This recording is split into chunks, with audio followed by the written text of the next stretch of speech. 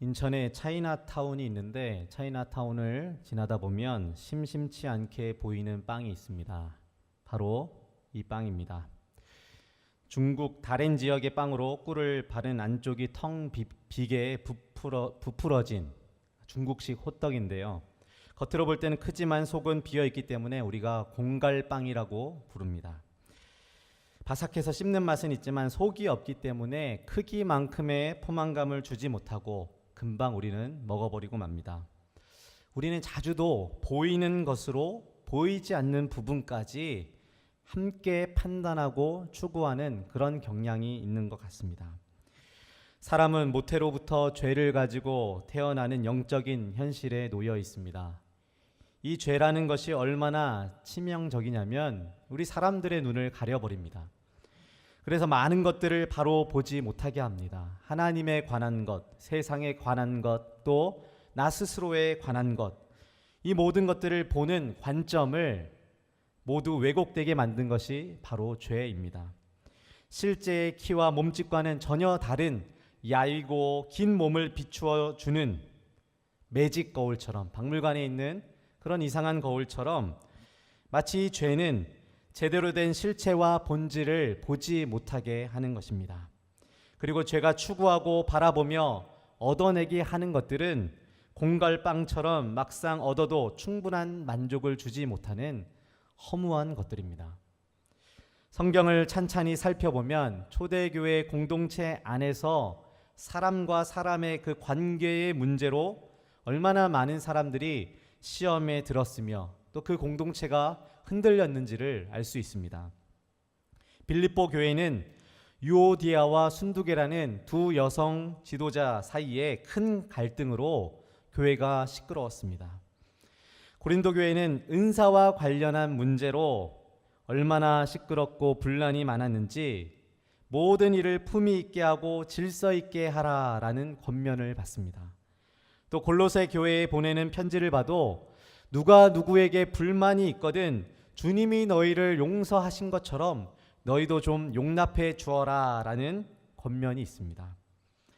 또 오늘 본문 구절을 보아도 갈라디아 교회 역시 성도와 성도와의 관계, 나와 공동체와의 관계 속에서 벌어지는 갈등과 문제가 있다는 것을 우리는 알 수 있습니다. 이런 문제를 대하면서 성경은 육체의 소욕이 가져오는 갈등과 파괴적인 결론을 피하고 성령으로 살아가기 위해서는 너희가 헛된 영광을 추구하지 않아야 된다라고 오늘 말씀하고 있습니다. 본문 26절 말씀을 한 번 더 함께 읽겠습니다. 헛된 영광을 구하여 서로 노엽게 하거나 서로 투기하지 말지니라. 아멘. 여기서 헛된 영광이란 헬라어로 케노독소이라는 단어인데요. 이것을 우리나라 말로 바로 번역하면 비슷하지만 텅 빈 영광 혹은 비어있는 명예라는 뜻입니다.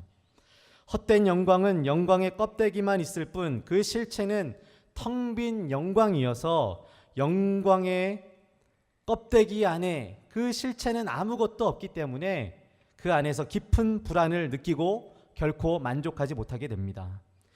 그래서 자꾸만 난 괜찮은 사람입니다. 나는 꽤 괜찮은 사람입니다. 라고 다른 사람에게 자기 자신을 입증하려고 애쓰게 되는 것이죠.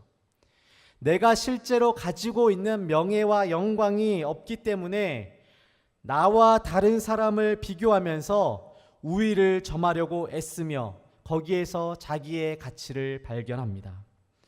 이 텅 빈 영광이 주는 목마름 때문에 자꾸만 다른 사람과 경쟁하는 것이죠. 이 헛된 영광을 추구하는 사람은 항상 사람과 사람 간의 관계를 힘의 대결로 간주합니다. 또 항상 상대방의 힘과 능력을 견주어 보고 어떻게든 이겨서 그 윗자리에 있으려고 합니다. 저 사람은 나보다 사회적인 위치도 안 되고 학벌도 안 되고 소유도 안 되고 평판도 못하다고 생각되면 그 사람 앞에서 우쭐대고 그 사람을 통제하고 지배하거나 빨보게 됩니다. 반대로 저 사람이 나보다 모든 면에서 우위에 있다라고 생각하면 겉으로는 굽신거리지만 속으로는 시기하고 투기하며 언제나 불만을 갖게 됩니다. 이것이 바로 하나님 없이 사는 사람들이 텅 비어 있는 하나님의 자리를 메꾸어내는 삶의 방식입니다. 또 죄가 만들어낸 사람들만의 비뚤어진 마음입니다. 성경에서 사람이 사람에게 저지른 첫 번째 죄는 무엇입니까? 살인입니다. 가인이 아벨을 죽였죠. 왜 그런 끔찍한 일이 일어났습니까? 바로 헛된 영광을 추구하는 마음 때문이었습니다. 항상 남과 비교했을 때 더 높은 위치에 있고 더 나은 대접을 받고 싶어하는 그 마음 때문입니다. 가인은 아벨보다 형이었죠. 또 양치는 것과 농사 짓는 것 모두 힘든 일이었지만 아마도 가인은 자기가 농사를 통해 더 많은 수고를 하고 수확을 얻음을 통해 내가 좀 더 나은 일을 하고 있다라는 우월감을 가졌을 것입니다. 그런데 가인과 아벨이 하나님 앞에 섰을 때 하나님은 가인과 그 재물은 받지 않으시고 아벨과 그의 재물을 받으셨습니다. 이전까지 아벨보다 나이에서 직업에서 많은 면에서 소위 꿀릴 것이 없었던 가인은 구별되지 못한 자신의 삶과 재물에 대한 뉘우침보다 단순히 아벨보다 동생보다 내가 인정받지 못한 그 상황 자체에 몹시나 분노하고 말았습니다. 이 가인의 우월감은 순식간에 열등감으로 바뀌었죠. 그 순간 아벨을 향한 적대감과 시기심이 불타오르기 시작했습니다. 결국 동생을 싸워서 이겨야 하는 경쟁의 대상으로 보고 힘으로 꺾어 이기기를 원했습니다. 그래서 어떻게 됐습니까? 다시 더 높은 자리와 대접을 받으려는 헛된 영광을 추구하려는 가인의 열심이 동생을 죽이게 되었고 인류 최초로 가정 공동체가 파괴되는 일이 일어났습니다. 사단은 어떻습니까? 마귀 사탄. 이 사단은 자꾸만 하나님과 경쟁하려고 합니다. 피조물임에도 불구하고 언제나 하나님을 싸워서 이겨야 할 존재라고 생각했습니다. 이 거짓 신의 모습을 이사야 14장 13절 14절에서 이렇게 말씀합니다. 다 함께 읽겠습니다. 내가 내 마음에 이르기를 내가 하늘에 올라 하나님의 뭇별 위에 내 자리를 높이리라. 내가 북극 지폐의 산 위에 앉으리라. 가장 높은 구름에 올라가 지극히 높은 이와 같아지리라 하는도다. 이렇게 사단은 역사의 끝까지 하나님과 대결하여 하나님과 같아지려고 하나님의 자리를 차지하려는 미련을 버리지 못하고 있습니다. 결국 그렇게 심판당하겠죠. 이 사단이 스스로를 높이는 영광이 바로 헛된 영광입니다. 아무리 노력해도 얻어낼 수 없는 실체 없는 영광. 겉모양만 광명한 천사와 닮았을 뿐 속은 텅텅 비었고 어둠으로만 채워져 있는 영광입니다. 이렇게 죄와 버타며 사는 사람들은 이 헛된 영광이 주는 좌절과 불행과 불만족으로 항상 목마른 인생을 살아갈 수밖에 없는 것입니다. 오늘 성경 본문을 보면 헛된 영광을 구하면 사람 가운데 두 가지 현상이 일어난다라고 말씀하고 있습니다. 첫 번째는 바로 노엽게 하거나입니다. 이것은 누군가를 부추겨 경쟁한다는 뜻이죠. 그 말은 싸워서 이길 만한 대상을 항상 경쟁의 자리로 불러내어서 굴복시킨다는 말입니다. 자신보다 약해 보이는 대상을 깔보고 타인을 밟아서 스스로의 가치를 자기의 영광을 얻어내려는 태도, 이것이 무엇입니까? 우월감입니다. 헛된 영광을 추구하는 사람에게는 이 우월감이 나타납니다. 두 번째 현상, 투기하거나입니다. 투기는 다른 사람이 갖고 있는 것을 차지하기 원하는 마음입니다. 자기보다 좀 낫다고 생각하는 사람을 올려다보는 자세이고 끊임없이 다른 사람과 비교하면서 그 사람이 가진 것에 대한 적대감을 가지고 그것이 내 것이 되어야 하는데 시기하고 질투하는 자세가 바로 두 번째 현상 투기하거나입니다. 이 말은 다른 말로 열등감이 되겠죠. 이 우월감과 열등감은 모두 다 다른 사람을 밟고 누림으로 내가 영광을 얻으려고 하는 사람들의 모습입니다. 이 우월감은 여전히 내가 승리자임을 확인하고 싶어서 끊임없이 다른 사람과 비교하며 내가 당신보다 더 높은 곳에 있다라는 것을 찾기 원하고 그 안에서 안도감을 갖기 원하게 됩니다. 또 열등감은 스스로에게 절망하며 언제나 승자들을 시기하게 되는 것이죠. 이 두 가지 마음 다 헛된 영광을 추구할 때 나타납니다. 결코 만족이 없고 언제나 상대방과의 관계를 깨뜨리게 되는 것이죠. 성경을 보면 이스라엘의 초대 왕이 누구입니까? 사울이죠. 이 사울은 굉장한 우월감에 사로잡혀 있었던 사람입니다. 그는 승승장구했으며 명예와 자리를 얻었습니다. 그러나 그 우월감을 유지하기 위해서 언제나 다른 사람을 밟고 일어서야 했습니다. 다윗이 전쟁에서 승승장구해서 백성들에게 엄청난 평판을 얻기 시작하죠. 심지어 사울은 천천인데 다윗은 만만이다라는 칭송까지도 엿듣게 됩니다. 그런 다윗의 인기는 사울의 우월감이 견디지 못하는 것들이었습니다. 그 즉시 어떻게 합니까? 사울은 즉각적으로 다윗을 죽이고자 합니다.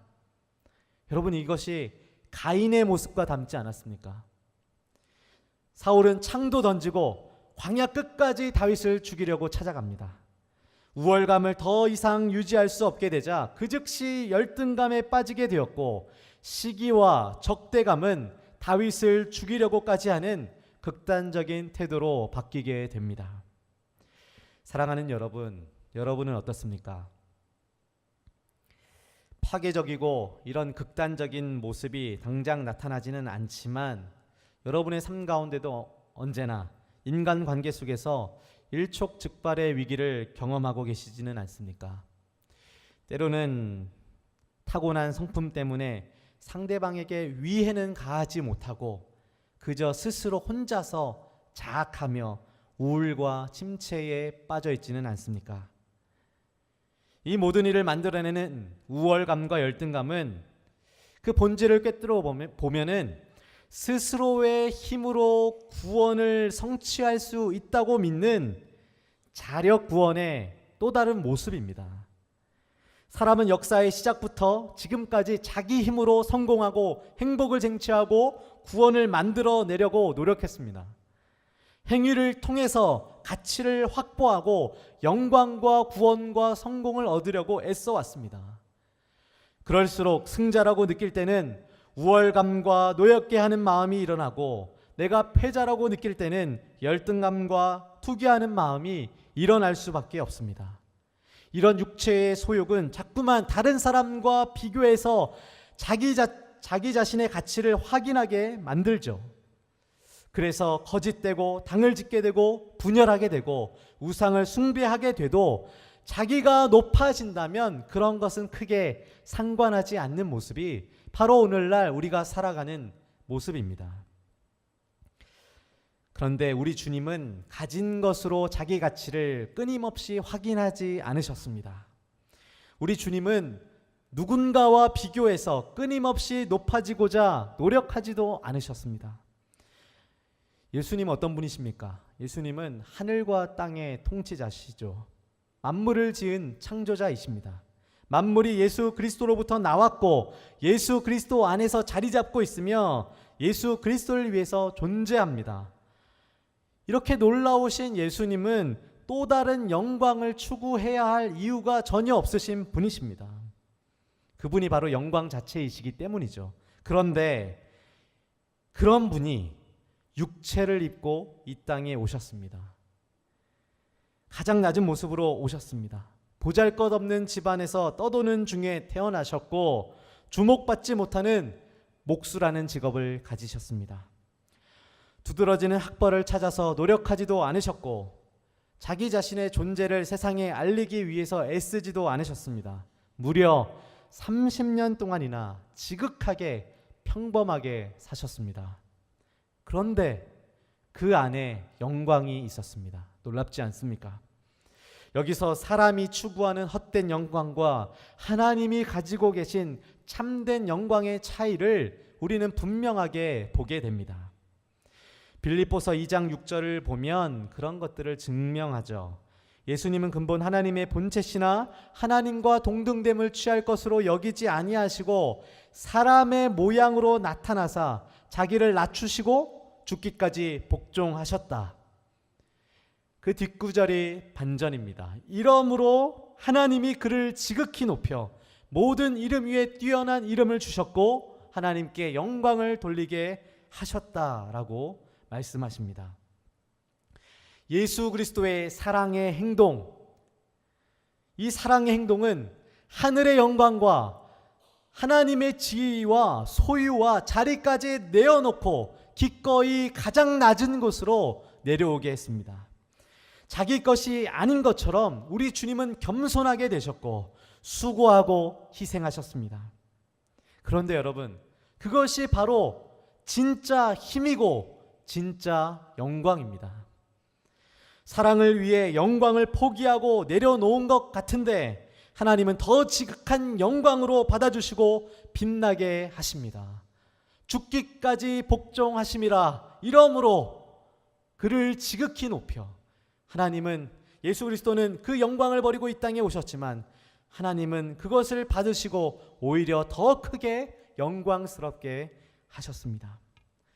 그리스도께서는 하늘에서 이 땅 아래까지 내려와 십자가까지 달려가시면서 참된 영광이 무엇인지 보여주셨습니다. 그런데 반면 사람은 가장 낮은 자리를 어떻게든 벗어나서 올라가고자 다른 사람들과 싸워서 이겨서 더 높은 자리에, 내가 그들 위에 있는 자리에 우뚝 서면 그것이 영광이라고 생각합니다. 내가 이 공동체에서 얼마나 센 발언권을 가지고 있는지, 내 말에 영향력이 얼마나 센지, 나의 평판과 능력이 얼마나 인정을 받고 있는지를 통해서 스스로의 가치를 발견하는 사람처럼 헛된 영광을 추구하는 사람이 없습니다. 그런 사람, 그런 가치를 주님은 정면으로 반박하십니다. 헛된 영광을 보면, 여러분, 헛된 영광을 추구하는 사람의 시선은 언제나 사람들을 의식합니다. 언제나 사람들과 비교합니다. 예수님을 부인하고 예수님이 십자가에 죽으신 이후 다시 바다로 가서 고기를 낚는 베드로를 부활하신 주님은 다시 찾아오시죠. 그리고 베드로를 용서해 주시고 사명을 주십니다. 요한복음 21장 읽어보면 재밌습니다. 그 중요한 순간에 베드로는 주님께 뜬금없이 이런 질문을 합니다. 요한복음 21장 21절 말씀 다 함께 읽겠습니다. 이에 베드로가 그를 보고 예수께 여짜오되 주님, 이 사람은 어떻게 되겠사옵나이까? 베드로가 본 이 사람이 누굽니까, 여러분? 사도 요한이죠. 사도 요한. 사도 요한은 베드로와 더불어서 주님과 친밀했던 제자 중에 한 명입니다. 베드로는 자기 잘못을 주님이 용서하시고 이제 내 양을 먹여라, 내 양을 쳐라, 사명을 부여해 주시는 놀라운 순간에도 요한을 쳐다보며 사람을 의식하며 요한을 주님이 어떻게 생각하시는지, 그에게 어떤 능력과 자리를 주실지 묻고 있습니다. 이 구절을 많은 성경학자들은 요한에 대한 베드로의 질투다라고 해석하는데 일리가 있는 말입니다. 주님은 이 질투가 담긴 베드로의 질문에 이렇게 대답하십니다. 요한복음 21장 22절 말씀입니다. 예수께서 이르시되 그때까지 그를 머물게 하고자 할지라도 너에게 무슨 상관이냐, 너는 나를 따르라 하시더라. 그가 어떤 영광을 얻든지, 어떤 낭패를 당하든지, 어떤 위치와 능력을 발휘하든지 그것이 너와 무슨 상관이냐라는 말씀입니다. 주님은 자꾸만 다른 사람의 위치를 통해서 자기의 영광과 명예를 확인하려는 베드로의 시선을 사람에게서 주님에게로 돌려놓습니다. 너는 나를 따르라. 다른 이들이 갖고 있는 것, 그들의 위치와 능력이 너와는 아무 상관이 없다. 그것으로 너의 가치가 상승하거나 떨어지지 않는다. 나는 다른 사람을 통해서 너를 보고 있는 것이 아니라 나는 그리스도를 통해서 너를 보고 있다. 이렇게 우리 주님은 오늘 여러분에게도 말씀하고 계십니다. 사랑하는 여러분, 복음은 내가 우월감을 느낄 때 이렇게 말합니다. 내가 나를 어떻게 생각하느냐가 중요하지 않다. 우리 주님이 보실 때 나는 다른 사람만큼이나 무능한 죄인이고 주님의 사랑을 받기에 당연한 사람이 아니다. 이렇게 말하면서 우리의 영혼을 겸손해지게 만듭니다. 또 내가 열등감에 빠질 때 복음은 다른 사람이 나를 어떻게 생각하느냐가 중요한 것이 아니다. 예수님이 나를 위해서 주신 의로움, 용서, 거룩한 소욕을 통해서 나는 하나님의 가장 고귀한 자녀가 된 것이 바로 나의 정체성이고 나의 가치이다라고 말합니다. 그렇게 우리를 담대하게 만들어줍니다. 이렇게 예수 그리스도께서 십자가를 지심으로 우리에게 던져주신 복음과 구원은 겸손과 담대함을 동시에 가능하게 만들어줍니다. 어떤 극단에도 빠지지 않도록 나 자신과 이웃과 공동체를 평화하게 하시는 것이죠. 육체의 소욕으로 들끓는 방식으로는 관계 속에서 우리가 어떻게 생각하냐면 서로가 경쟁자처럼만 여깁니다. 언젠가는 꺾고 올라서야 할 대상으로 여깁니다. 작은 대화의 주도권, 결정의 주도권까지도 쟁취하려고 합니다. 심지어 내가 선의로 호의로 도와주고 있는 약자들도 내 우월감을 증명해주는 대상으로 전락할 때도 있습니다. 내가 얼마나 많은 후원을 통해서 약자들을 섬기며 사회적인 역할을 다른 사람들보다 더 잘 감당하는지 그런 것들이 우월감으로 드러날 때가 있습니다. 그러나 성령의 소욕, 성령으로 행하는 사람들에게는 새로운 관점이 생깁니다. 상대방을 경쟁자로 여기는 것이 아니라 형제로 생각하기 시작합니다. 형제가 받는 영광이 곧 나의 영광이 됩니다. 그 사람의 아픔이 나의 아픔이 됩니다. 여기에는 어떤 우월도 열등도 자리할 틈이 없습니다. 그래서 오늘 본문 갈라디아서 6장 1절의 첫 단어가 바로 그렇게 시작하는 것이죠. 어떻게 시작합니까? 형제들아. 이 한 교회의 구성원들은 예수의 피로 하나 된 형제 자매입니다. 그리고 형제들은 이렇게 살아야 합니다. 1절 말씀 마저 읽겠습니다. 형제들아, 사람이 만일 무슨 범죄한 일이 드러나거든 신령한 너희는 온유한 심령으로 그러한 자를 바로잡고 너 자신을 살펴보아 너도 시험을 받을까 두려워하라. 아멘. 무슨 말씀입니까? 상대방의 무능함과 그의 가난함과 그 사람의 잘못으로 인해서 내가 충분히 상대방을 낮추어 볼 수 있고 나는 그렇지 않다라고 우쭐댈 수 있는 상황에도 그렇게 하지 말라는 말입니다. 오히려 온유한 마음으로 그가 떨어진 자리에서 잘못을 털고 다시 일어날 수 있도록 원래의 자리로 올라올 수 있도록 도와줘라 라는 말씀입니다. 경쟁자는 그렇게 하지 못하지만 형제는 그렇게 할 수 있습니다. 우리가 서로의 짐을 져주기 시작하면 우리는 그리스도의 사랑의 법을 성취하게 됩니다. 본문 6장 2절 말씀 한번 읽겠습니다. 너희가 짐을 서로 지라 그리하여 그리스도의 법을 성취하라. 아멘. 그리스도의 법을 성취한다는 것은 헛된 영광을 추구하는 것과 전혀 다르게 참된 영광을 얻게 된다라는 말씀입니다. 그것이 진짜 영광이고 명예라는 말씀입니다. 그리스도께서 십자가에서 너희의 죄짐을 대신 져 주심으로 지극한 영광을 받으셨듯이 우리도 그렇습니다. 짐을 가중시키는 것은 형제가 할 일이 아닙니다. 경쟁자가 할 일입니다. 형제는 어떻습니까? 짐을 져줍니다. 짐을 지기 위해서 어떻게 해야 합니까? 멀리서 짐을 져줄 수 있습니까? 짐을 져주기 위해서는 그 사람에게 가까이 가야만 합니다. 바로 옆으로 다가가서 그 사람의 짐을 져줄 수 있는 것입니다. 우리 주님도 하늘에서 이 땅까지 우리를 찾아오셨습니다. 바로 우리 옆까지 오셔서 우리의 죄짐과 근심의 짐을 모두 져주셨습니다. 우리도 말로만 사랑할 수 있겠죠. 그러나 말로만 사랑하는 것 사랑이 아닙니다. 바로 옆까지 다가가야 합니다. 오늘날 가정에 사랑이 메말라가는 이유가 무엇입니까? 부부 또는 부모 자식 간에 사랑을 다 원하고 화목하고 싶어 하면서도 서로가 고민하고 힘들어하는 짐 가까이로 다가가지 않기 때문입니다. 그저 멀리서 누구나 그런 짐은 다 지고 살아 라고 말하면서 어서 일어나, 그런 말로 그치기 때문에 절대로 상대방의, 내 가족의 짐이 가벼워지지 않습니다. 가정이 평화하지 않습니다. 교회도 마찬가지입니다. 말로는 누구나 쉽게 다 사랑할 수 있습니다. 그러나 짐을 지고 있는 사람에게 다가가야만 짐을 가볍게 만들어 줄 수 있는 법입니다. 그래야 교회 안에서 그리스도의 법이 성취되는 것입니다. 그것이 교회의 영광입니다. 교회에 많은 사람들이 찾아오고 부흥하는 모습도 귀한 모습이지만 하나님이 보시기에 참된 교회의 영광은 하나님의 자녀들이 서로 사랑함으로 하나님의 뜻을, 그리스도의 법을 성취해내는 것, 그것이 바로 참된 교회의 영광이라고 말씀하십니다. 다른 것은 힘도 아니고 자랑도 되지 않고 명예도 아닙니다.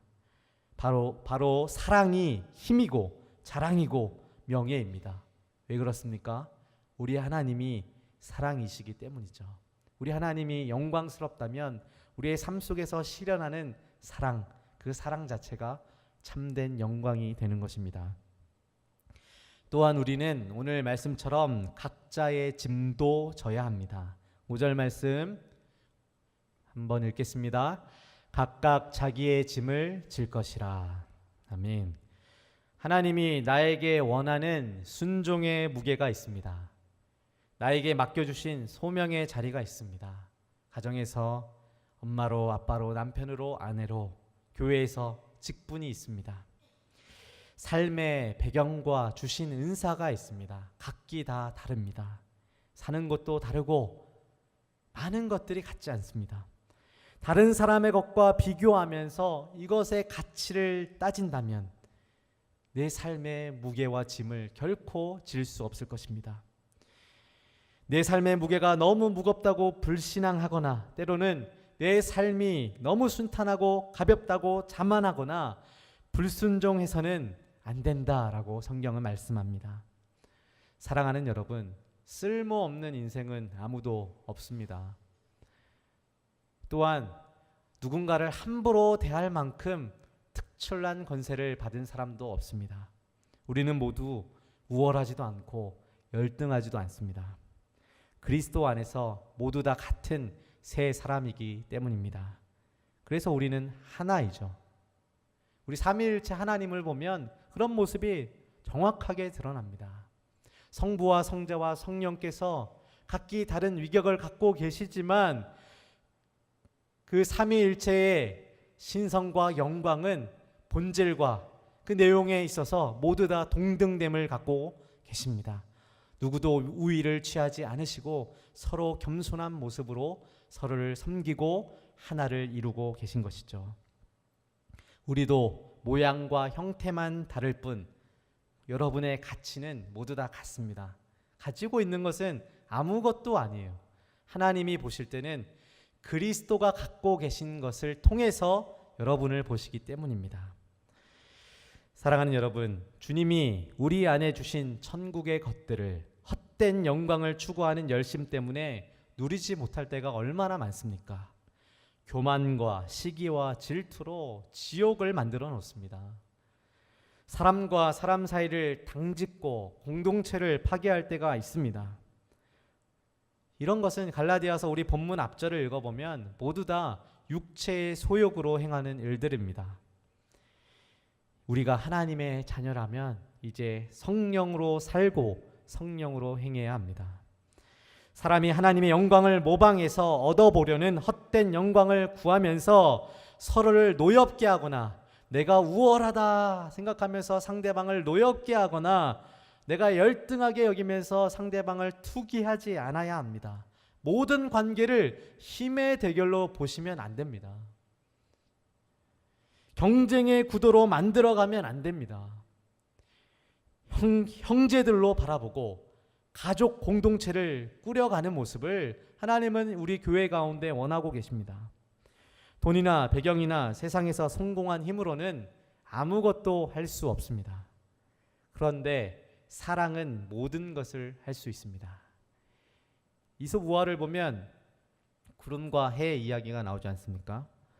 이 구름이 사람의 옷을 벗겨내기 위해서 센 바람을 불고 자기 가진 힘으로 비도 엄청 내리고, 그래서 어떻게든 이 옷을 벗기려고 엄청 힘을 씁니다. 근데 사람은 옷을 벗지 않죠. 오히려 더 꽉꽉 추워서 싸매고 있습니다. 근데 해는 그 따뜻함을 더 강력하게 바랍니다. 그때 사람은 그 옷을 벗게 되죠. 마찬가지입니다. 교회는, 하나님이 세상을 경영하는 방식은 세상에 가진 어떤 힘으로 상대방을 굴복시키거나 그 사람을 대하는 모습으로 공동체를 유지하는 것이 아니라 사랑으로, 더 따뜻함으로, 그 사람의 허물을 감싸줌으로 그 사람을 통해서 내가 그를 받아내고 또 겸손해지고 때로는 담대해지면서 그리스도의 사랑의 법을 서로 성취하는 방식으로 하나님께 영광을 돌리게 되는 것입니다. 그렇기 때문에 구름처럼 세차게 부는 세상의 권력과 내가 세상에서 지금 가지고 있는 지위와 소유도 교회 안에서, 또 하나님이 운영하시는 이 세상 가운데는 아무런 영향력도 발휘하지 못하는 것입니다. 우리가 이제 서로 다가가서 예수님께서 하셨던 것처럼 짐을 져주면 그리스도의 법을 성취하게 됩니다. 놀랍지 않습니까? 또 신나지 않습니까? 우린 세상 법도 잘 지켜내기 힘든데 그리스도의 놀라운 법을 지켜내기 위해서 서로 가까이 다가가면 됩니다. 서로에 대한 잘못된 관심을 접으십시오. 그 사람이 가정이 어떻게 깨어졌는지, 그 사람이 왜 실패했는지, 그 사람이 왜 예전엔 잘 나가다가 지금 머무르고 있는지, 잘못된 관심으로 자꾸만 뒤에서 말을 만들어내지 마십시오. 오히려 그런 관심은 적고 각자 자기의 일을 살피면서, 자기 스스로를 살피면서 자기가 져야 할 짐을 자기 혼자 잘 지면 우리 내면과 우리가 속한 공동체의 화목과 평화가 이루어지는 것입니다. 사랑의 법이 성취될 때 우리는 천국을 경험하게 될 것입니다. 우월할 만한 때에 겸손과 또 열등할 만한 때에 담대함을 통해서 우리는 비로소 다른 사람들의 시선에 구애받지 않는, 얽매이지 않는 복음 안에 참된 자유를 얻게 될 것입니다. 저는 성경의 인물들이 굉장히 놀랍다고 봅니다. 특히 신약에서 예수 그리스도의 제자들은 가진 것이 없고 인정받는 그룹이 아니었고 그들은 정말로 자랑할 만한 것이 없었습니다. 그리스도의 십자가만 자랑하노라. 지금은 너무나 멋진 문구이지만 막상 그것이 현실이 되었을 때, 그것이 정말로 다른 사람들이 봤을 때 자랑이 됐겠습니까? 그러나 정말 그들은 그리스도의 십자가를 자랑으로 여겼습니다. 그것을 삶의 힘으로 여겼습니다. 사랑이 이 세상을 바꿔낼 줄로 믿었습니다. 그렇기 때문에 그 사랑의 복음이 2000년이 지나서 저와 여러분에게 도달한 것 아니겠습니까? 사랑하는 여러분, 헛된 영광을 추구하지 마십시오. 우리 안에 그리스도가 살아 계시기에 쓸모없고 가치 없는 인생은 아무도 없습니다. 아무리 장애가 있고 소유가 적어도 여러분 다 쓸모있고 가치 있고 하나님이 받으시기에 충분하고 그 자체가 하나님의 영광이 됩니다. 또한 남을 짓밟고 통제할 만한 권세를 가진 남다른 인생도 여러분 아무도 없습니다. 그리스도 안에서 우리는 오직 하나님의 자녀 그리고 형제됨이라는 은혜 안에서 하나를 이루어 가야 합니다.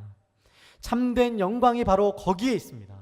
우리는 참된 영광이 내가 더 높아지는 곳에 있을 거라 생각하지만 그것은 성경에서 말하기를 헛된 영광이라고 말하고, 참된 영광은 사랑 안에서 이루어가는 일치와 하나, 화목과 용서, 희생, 이런 것들이 참된 영광이라고 주님은 말씀하십니다.